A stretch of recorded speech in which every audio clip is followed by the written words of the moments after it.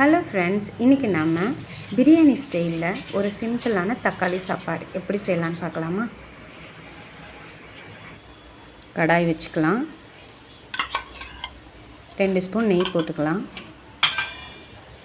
2 பிரிஞ்சி இலை, அன்னாச்சிப்பூ, பட்டை, 2 ஏலக்காய், கிராம்பு 4 போட்டுட்டு தேவையான எண்ணெயை ஊற்றிக்கலாம்.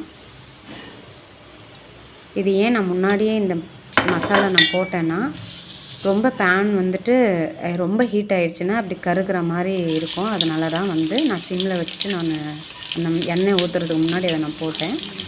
3 வெங்காயம் சின்ன சைஸில் நான் ஸ்லைஸ் பண்ணி போட்டிருக்கேன். அது கோல்டன் ப்ரௌன் வர வரைக்கும் நம்ம வதக்கிக்கலாம்.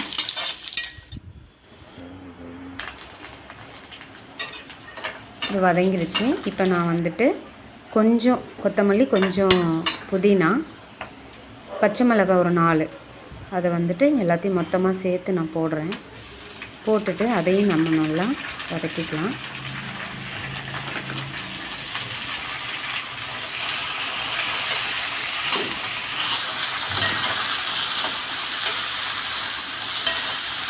அப்புறம் 2 ஸ்பூன் மிளகாய்த்தூள், வெறும் மிளகாய்த்தூள் போட்டிருக்கேன். இந்த ஸ்டேஜில் போடும்பொழுது பிரியாணி டேஸ்ட்டு, கலரு எல்லாமே நல்லா வரும். அதுக்காக தான் இந்த மாதிரி நம்ம போடுறோம். அப்புறம் 2 ஸ்பூன் இஞ்சி பூண்டு பேஸ்ட்டு. பூண்டை விட இஞ்சி கொஞ்சம் கம்மியாக இருக்கணும். அப்போ தான் அந்த டேஸ்ட்டு, அந்த ஸ்மெல்லெல்லாம் கொஞ்சம் நம்மளுக்கு பர்ஃபெக்டாக வரும். அதுக்கப்புறம் தக்காளி, ஒரு பெரிய சைஸ் தக்காளியை ஒரு 3 தக்காளி எடுத்திருக்கேன். அதை நல்லா போட்டு வதக்கிக்கலாம்.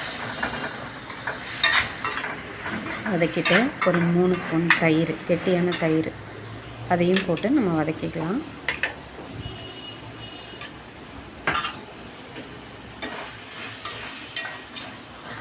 கொஞ்சம் கல்லுப்பு, சீக்கிரம் வதங்கிடும். அதுக்காக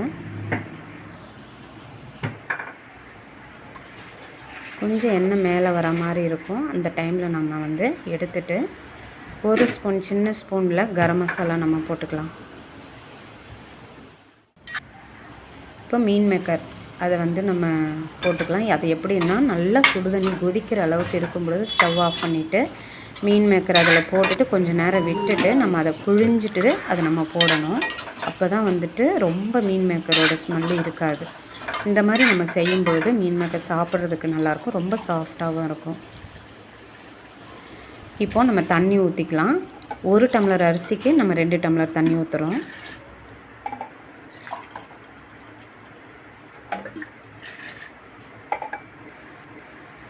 ஒரு 1/2 லெமன் புழிஞ்சிக்கலாம்.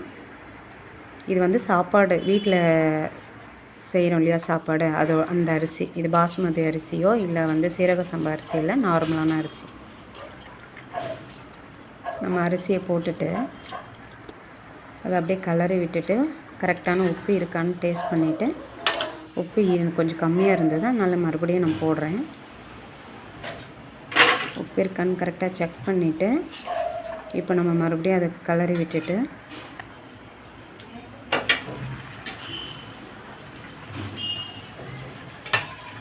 இப்போது தண்ணியெல்லாம் கொஞ்சம் வத்திருச்சு. அந்த டைமில் நம்ம என்ன பண்ணலாம், அடுப்பை சிம்மில் வச்சுட்டு அந்த மூடியை போட்டுட்டு நல்லா ட்ரை ஆனதுக்கப்புறம் நம்ம அதை திறந்து பார்க்கலாம். தண்ணி இல்லாமல் நல்லா ட்ரை ஆகிடுச்சு. அது நல்லா இந்த பக்குவத்துக்கு வந்துருச்சு.